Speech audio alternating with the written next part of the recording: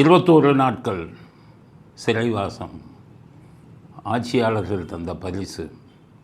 21 நாட்கள் சிறைவாசத்துக்கு பிறகு புழல் சிறையிலிருந்து மறுபிறவி எடுத்தது போல நான் வெளியில் வந்தேன்.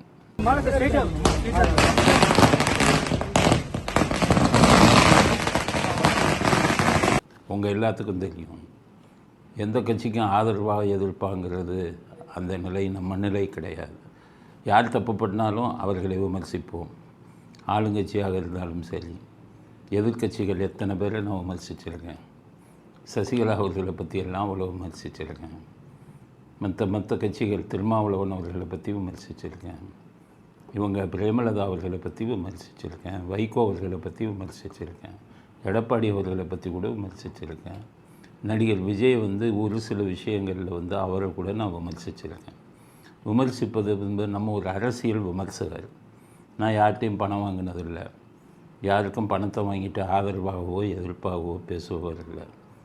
தப்பு செஞ்சால் எல்லாரையுமே விமர்சனம் பண்ணுவோம். அதுதான் ஊடகத்தின் தர்மம். அதைத்தான் நான் அவ்வளோ நாளாக செஞ்சுக்கிட்டு இருந்தேன். ஆனால் ஆட்சியாளர்கள் நம்மளை எதிரியாக நினச்சி, அதுவும் பாருங்கள், தீபாவளி டைமில் குடும்பத்துடன் தீபாவளி பண்டிகையை கொண்டாட விடக்கூடாது அப்படிங்கிற எண்ணத்தில் கரெக்டாக அந்த தீபாவளிக்கு சில நாட்கள் இருக்கும்போது கைது செஞ்சாங்க.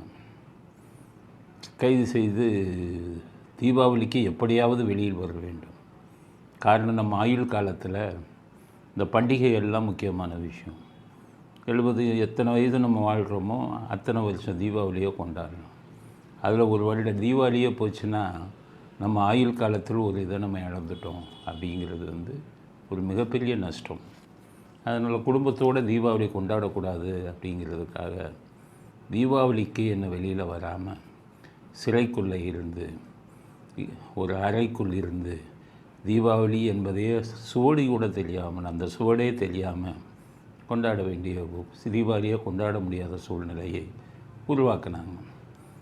அதுக்கப்புறம் பார்த்திங்கன்னா 21 நாட்கள் நான் வெளியில் வராமல் இருப்பதற்கு என்னென்னது இருக்கோ அத்தனை விஷயத்தையும் செஞ்சாங்க.